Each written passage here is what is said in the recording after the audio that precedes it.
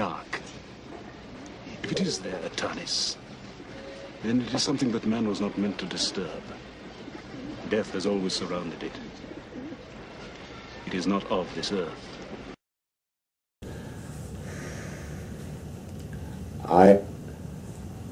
I was privileged to do a lot of Shakespeare when I was younger,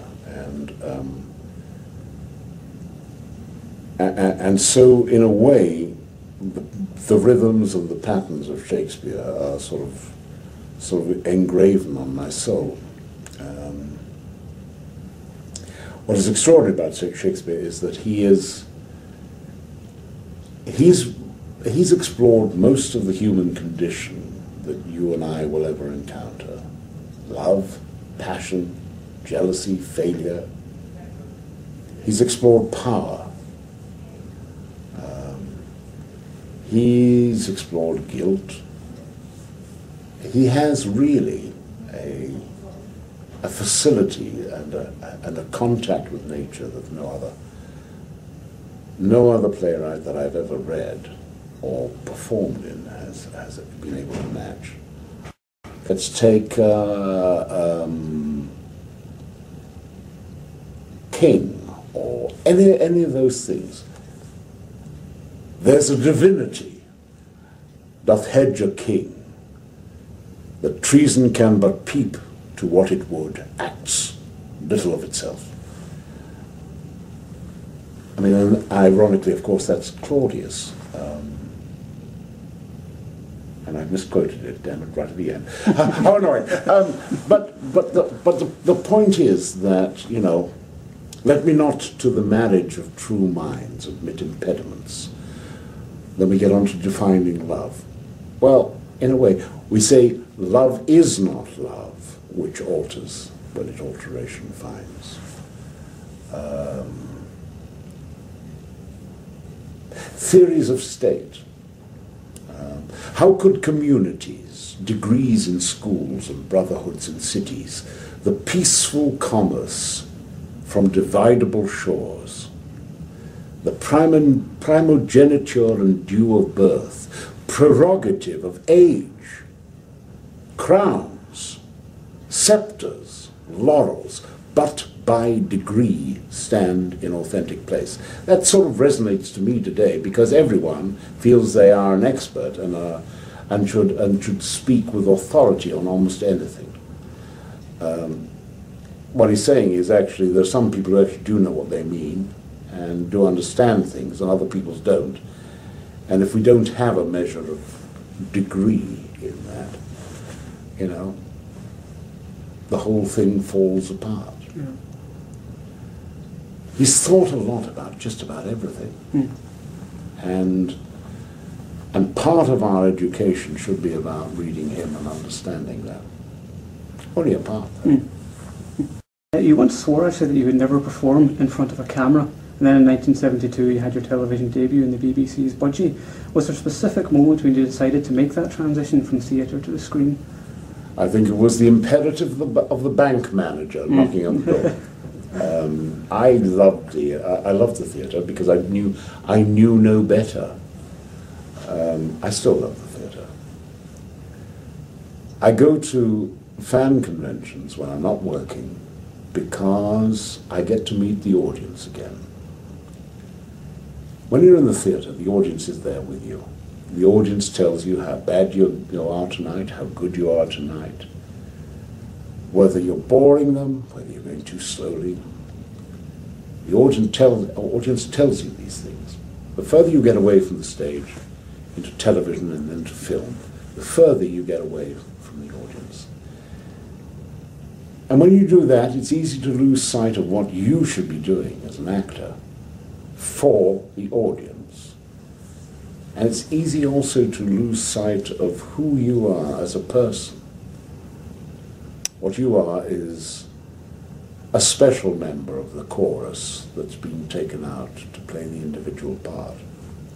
And in a way, the audience is always the chorus.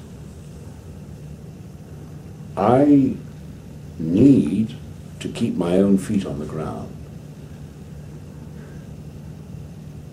The salt of ordinary conversation to remind me of whom I should be talking to. There's that great aphorism of Dr. Johnson's: the drama's laws, the drama's patrons give, and we who live to please must please to live. And we should engrave that on all of our hearts, those of us who are in entertainment or show business, almost in any business. It is those that we live and who pay us our incomes. Those are the people who set the rules and set the laws for us. And if we're not prepared to look after them, then we are doomed, and we will one day or another be exposed for what we are, frauds. The care and courtesy towards the audience is the actor's first obligation. And that is why you have these absurd rules like the show must go on. And why real professionals, when their ex-boyfriends die, don't suddenly decide that, they have to have a week off from the theatre. I've known actors lose their fathers and turn up that night and do their performance. And it isn't coldness of heart, it is that obligation to the audience. It is the professionalism that a real actor has. The show must go on, because we have nothing else, really. That is the defining line of our life, our profession.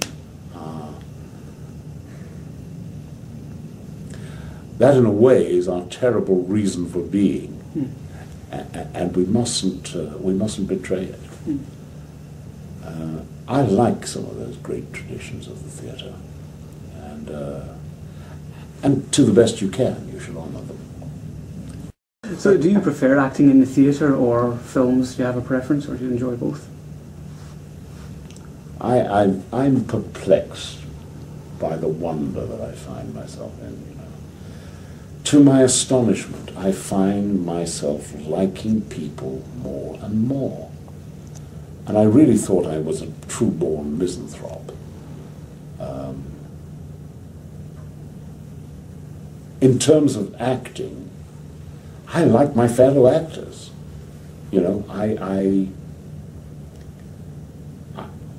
It's actually beyond like. I love my fellow actors. I would protect them, I would nourish them, I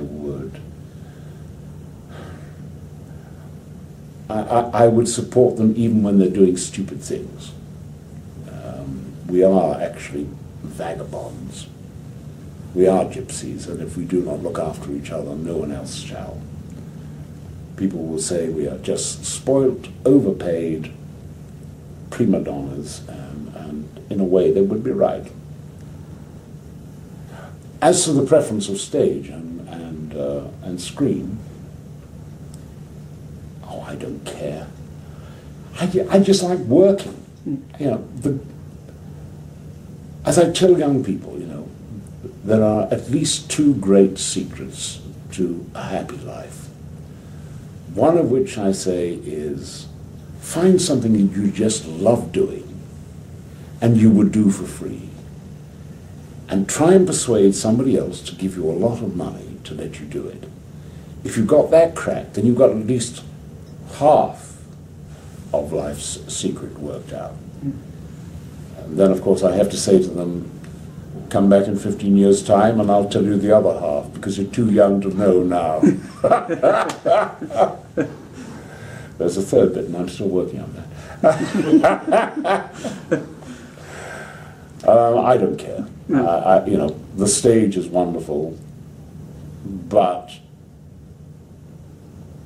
any stage is wonderful. I mean, I just like walking. I like going to work. I don't intend to stop working.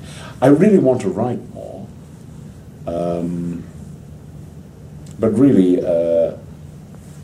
as long as they'll have me, I'm very anxious to work. There comes a time, I think, when you probably get too old and too ugly to work anyway, so the phone will one day stop ringing. And I will never know that it won't ring again. That is one of the odd things about being an actor. One day the phone will stop ringing. The gaps between the phone ringing will grow bigger and bigger and bigger. And you'll simply say, well, it's a pretty hard time, isn't it, really? But there will come a time when after that last job that you don't know about,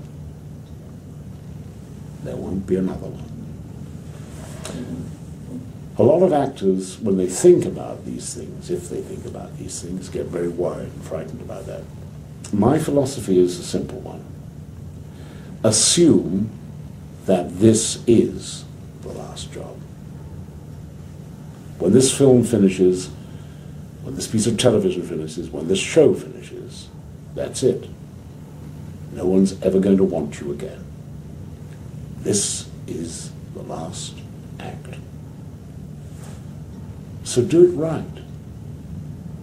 Put all the skill, the energy, the diplomacy that painfully you may have acquired, and the love and the consideration and the generosity of soul into it, on the assumption that it is the last time and you want to go out in a blaze of glory. And one day the end will come, but if it isn't this time, well, you get away with it again, you get the chance again. Treat every job as if it's the last one, because one day it will be. Do it well. We've had a spectacular career up until now with Lord of the Rings, Indiana Jones, and even James Bond. Do you prefer a big budget fare or working on smaller character pieces? I don't care. I don't care. The main imperatives are what the bloody IRS want or the Inland Revenue wants, and paying the damn mortgage and making sure that your agent or manager has enough to cover their nut. Well, the old travelling actors would have a cart, you see, and all the goods, all the props, all the costumes would be on the cart. They would arrive in this town, arrive at the inn, and they would say, landlord, we require board, we're a little short of money at the moment, but we will pay, we expect to get some good money from the performances, and we'll pay you when we get paid. And the landlord, in return, would say, fine, but you will give us the wheel nut of the cart. Because without the wheel, and of course every spiral of the wheel nut would be cut individually. On the question of using Whitworth, or who was the great sort of, the organizer of, the regularizer of screw threads, extraordinary man. Without the wheel nut, the cart could not go. So the first object was to cover the nut. To make sure you got enough money in so you could get the nut back from the landlord. And most actors are like that. Even quite clever ones, amongst whom I do not count myself, are really a little bit lackadaisical about money and things like that. It really is. It's nice to have. But in the end, hey, I have a neighbor of mine who is extremely wealthy, and everyone hates the son of a bitch. When he dies, we are going to have a street party in the village. Who wants to live like that? A man knows the price of everything and the value of nothing. And I certainly wouldn't want to be like that. So, as far as I'm concerned, big production, little production, doesn't really matter. Money's nice. I'm not working for that little.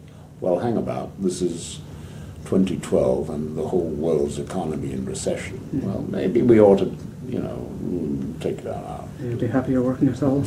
Yeah, just be happier working.